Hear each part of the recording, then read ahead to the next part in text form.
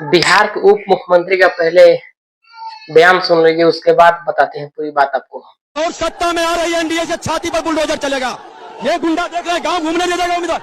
व्यक्ति जीत रहे हैं, जीत रहे हैं, विजय सिन्हा जीत रहा है।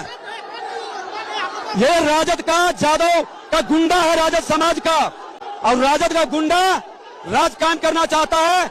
इन गुंडों के छाती पर बुलडोजर चलेगा, खोल के विजय सिन्हा उसके छाती पर चलाएगा। देखिए, बिहार के उप मुख्यमंत्री विजय सिन्हा जब अपने विधानसभा क्षेत्र में वोटिंग के दिन जब घूमने जाते हैं, तो वहां के लोगों, जनता के विरोध का सामना करना पड़ता है। तब विजय सिन्हा ऐसे बयान देते हैं कि यादव गुंडा, राजद के जो यादव गुंडा है, उनकी छाती पर बुलडोजर चलेगा, सरकार में हमको आने दीजिए। दरअसल यह बात है कि जब जब विजय सिन्हा अपने विधानसभा क्षेत्र में जाते हैं घूमने के लिए, तो वहां पे विकास नहीं दिखता है, तो लोगों का विरोध का सामना करना पड़ता है। जब लोग विरोध करते हैं, तो विजय सिन्हा के मुंह से इस टाइप का बयान निकल जाता है।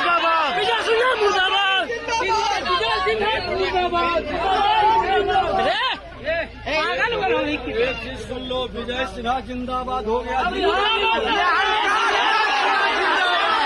बयान है जो किसी भी समाज को ठेस पहुंच सकता है। क्या राजद में सब यादव गुंडा ही है? क्या भाजपा में जो यादव नहीं है?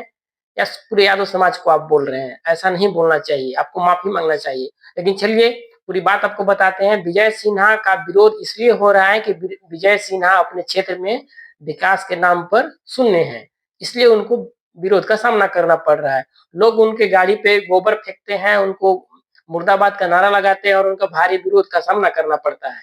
विजय सिन्हा ये सब सुनकर हैरान हो जाते हैं और उनको बहुत गुस्सा आता है और वो बोलते हैं, ये सरकार में हमको आने दो, 14 तारीख के बाद तुम लोग देख लेंगे और तुम लोग के छाती पे बुलडोजर चलाएंगे।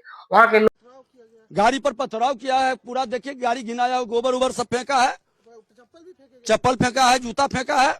इस तरह के गुंडा राज। और यहाँ का एसपी इतना कायर कमजोर है, आके कहता कि शांतिपूर्ण मतदान हो रहा है। धिक्कार है इसे प्रशासन को। यहाँ पे क्या सेंट्रल फोर्स नहीं है? वहां के लोगों को इस तरह से बोल रहे हैं कि कुछ कहने लायक नहीं है।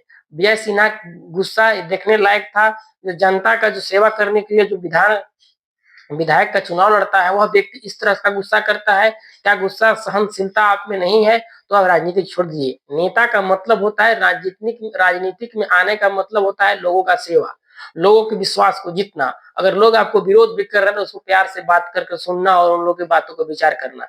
लेकिन नहीं, विजय सिन्हा अचानक एकदम गुस्सा में आग बबूला हो जाते हैं और लोगों को अनाप शनाप बोलने लगते हैं और राजद को बोलने लगते हैं, जहां वोट देने बूथ कैप्चरिंग कर रहा है, ऐसे वैसे करने लगते हैं। तो राजद पर आरोप लगाते हुए इस तरह का बात बोलते हैं। विजय सिन्हा अपने क्षेत्र में लोकप्रिय इस बार नहीं है। विजय सिन्हा चुनाव इस बार हारने के कगार पर है।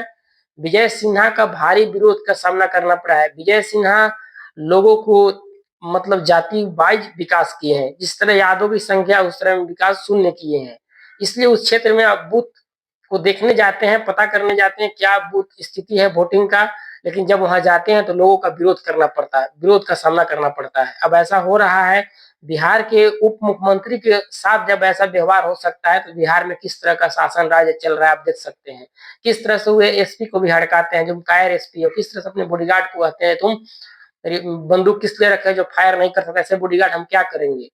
अब ऐसी बातें सुनकर आप हैरान कर लेंगे। जब भाजपा जो एनडीए सरकार, जो सुशासन की सरकार की बात करती है, वह सरकार में जब इस तरह की हालत जब उप मुख्यमंत्री के साथ हो सकती है, तो आम जनता के साथ क्या हो सकता है।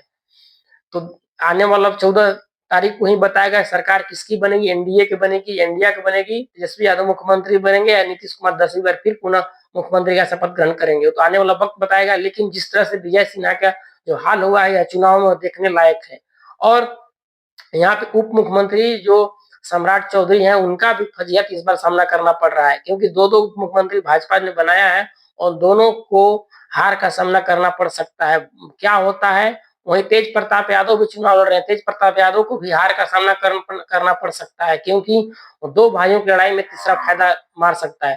तेजस्वी यादव भी चुनाव जीत रहे हैं, खेसारी लाल यादव चुनाव जीत रहे हैं, मैथिली ठाकुर के यहाँ कड़ी टक्कर है, ओसामा साहब चुनाव जीत रहे हैं, मोकामा भी घमासान का वहाँ चुनाव चला है, वहां भी कौन जीतता है कोई गारंटी नहीं है। आने वाला वक्त बताएगा। तब तक के लिए नमस्कार, जय हिंद।